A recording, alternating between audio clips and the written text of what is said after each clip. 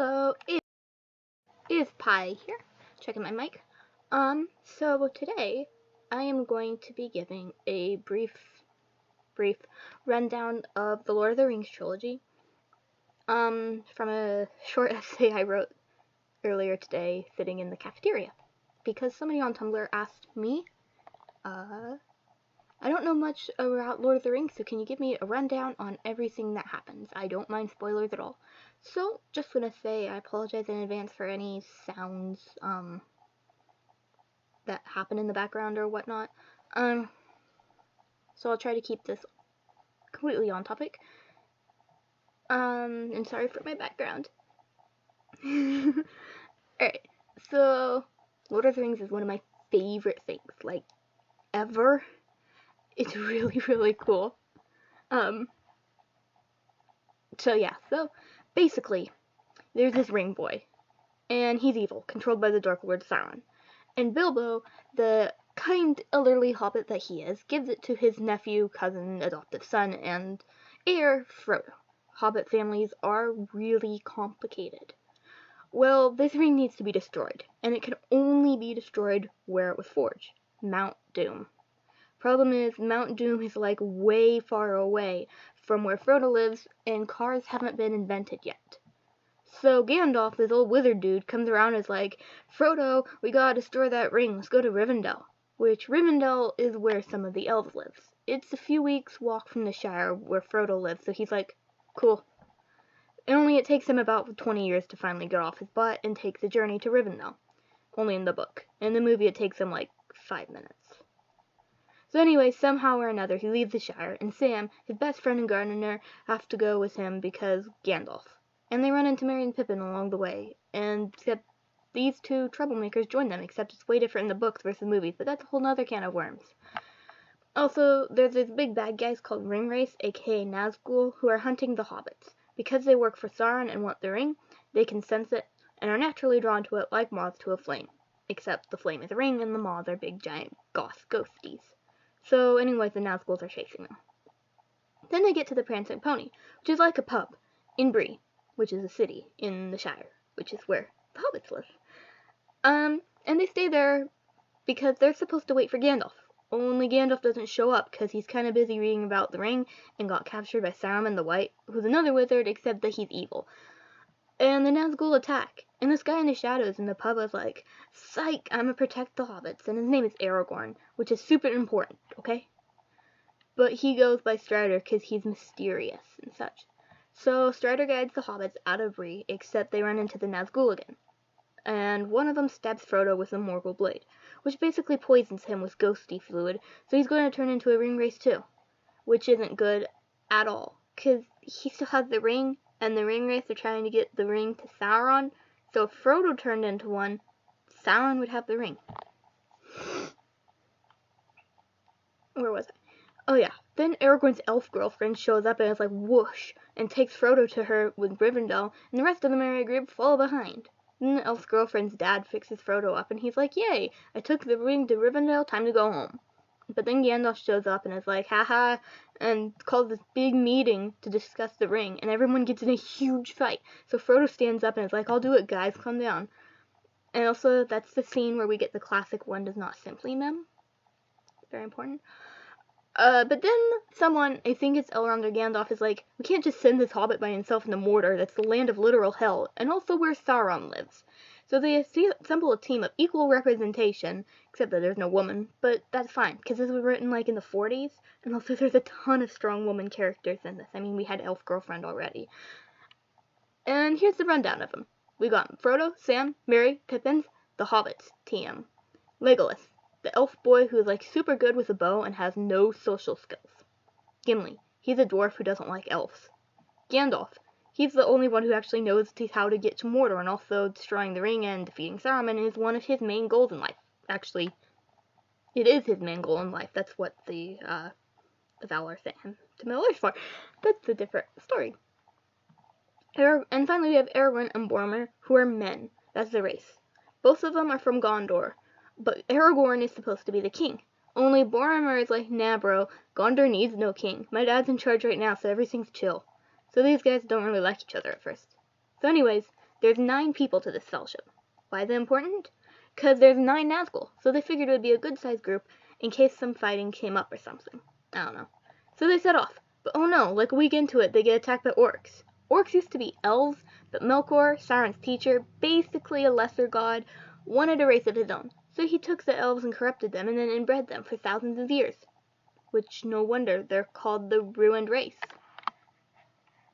Anyways, the orcs attack them, and one of them is a Uruk-hai, which is basically like a really strong orc, and the Uruk shoots Boromir in the chest with 3 arrows, killing him, slowly.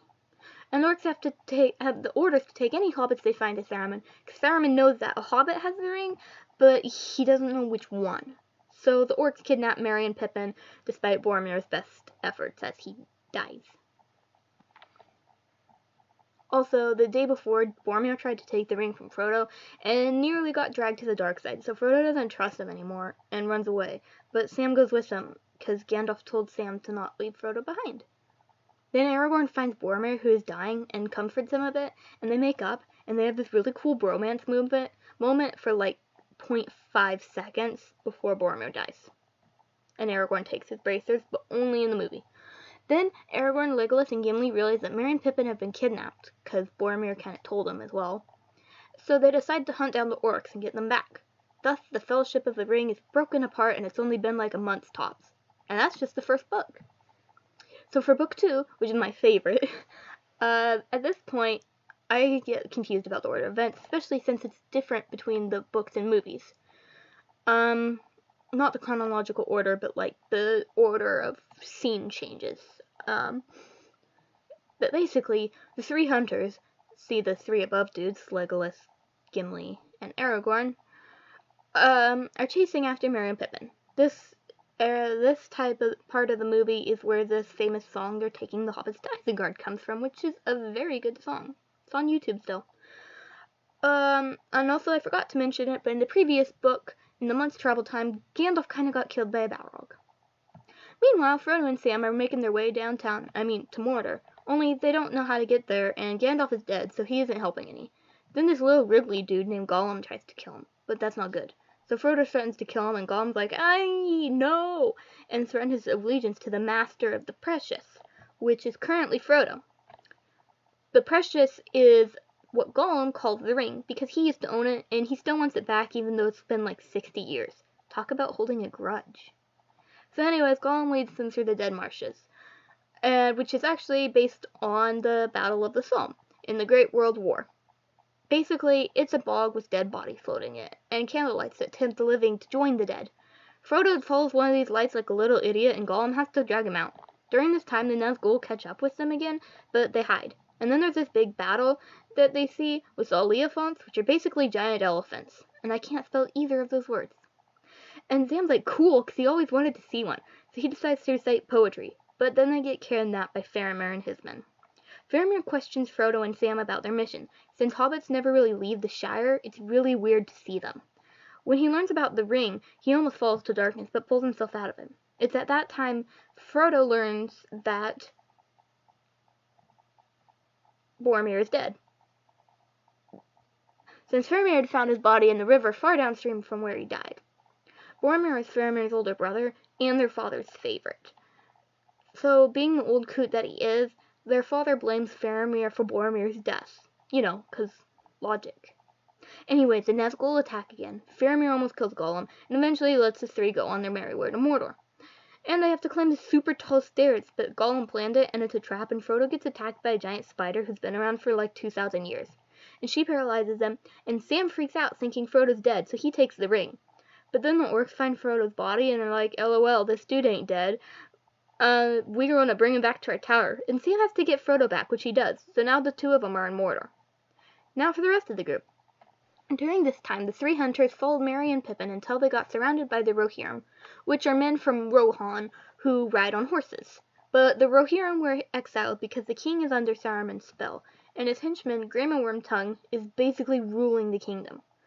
After trying to kill each other in a brief argument about names and whether or not they should be given out, the leader of the Rohirrim, Éomer, tells Aragorn that they killed all the orcs and the hobbits are probably dead too. but he points them in the direction of the burning pile of corpses that they made, and the three decide to check it out. At first they think the hobbits are dead and start mourning, but then Aragorn, who's really good at tracking stuff, figured out the hobbits got away and ran off into Fangorn Forest, which is a huge forest, but the trees are alive. Not all of them, but like a lot of them. So anyways, they follow the hobbits in, which is kind of weird because most people are scared of the forest, these three included, but they just do. There they find Gandalf. That just thought he was dead. Okay, he was. But the Valar, which are basically the gods, were like, your quest isn't over yet, so they reincarnated him as Gandalf the White and sent him back to Middle-earth. See, before he was Gandalf the Grey, had a grey outfit, now he's Gandalf the White, got a white outfit, it's cool. Alright. Then Merry and Pippin make friends with the main tree person, who are called Ents, named Treebeard, or Fangorn, like the name of the forest. And they convince him and all his hippie tree friends to attack Saruman's fortress, which they do, and it's really cool. So they meet back up with Gandalf, Aragorn, Legolas, and Gimli, and they all go to Rohan to deal with the king. Gandalf sucks Saruman out of the king, like poison from a wound. No, really, that's what it says in the movie and the book. And the king is back to his normal self, and Grimo runs away. There's also a bunch of stuff that happens that I forget at the moment. Then there's a battle with the Rohirrim and the Nazgul. The king dies. His daughter, who wasn't supposed to be in the battle, shows up and kills the Nazgul king. Because, you know, no man can kill me, but sure as heck yeah, a woman can. So Pippin gets singled out by Sauron because he looked into the Seeing Stone, which are Palantiri. So he gets sent to Gondor with Gandalf, and Merry has to stay in Rohan. But they meet up again later, so don't worry. Also, the two of them smoke weed right then in that part, but that's only in the extended edition and certain areas of the book. And then I think that's the end of the second book, somewhere around here. I might have gone into the third book a little bit, especially with Frodo and Sam there. So now for the third book. Sam rescues Frodo and Gollum goes away because they fought and stuff. The two hobbits get to Mount Doom, but Sauron is watching it too closely. So Aragorn forms a plan to have a huge battle to distract Sauron, which works. Sort of. Aragorn summons a huge army of ghost Gondorians who were supposed to serve Gondor a long time ago, but didn't, so they were cursed. Merry and Pippin are reunited. Sometime. I forget. Frodo is overtaken by darkness and refuses to destroy the ring, but then Gollum jumps on him and bites off his finger before falling in the lava, which destroys both Gollum and the ring. Yay! World saved. But then giant eagles come along and save Frodo and Sam and bring him back to Rivendell. Cool. After that, this is basically the end of the movie, but in the book, Saruman goes to the Shire and wreaks havoc, and the hobbits have to stop him. Again, he ends up being stabbed in both the movie and the book, but at different points in the timeline. Then Frodo sails across the sea in a boat to the Undying Lands, basically elf heaven. Legolas and Gimli, who are now BFFs, sail there too, because Legolas makes a boat and is like, haha, Varda, I do what I want. Dwarves aren't allowed in the Undying Lands, because see, dwarves aren't immortal like elves, and it's kind of the Undying Lands. But Varda lets them in anyway.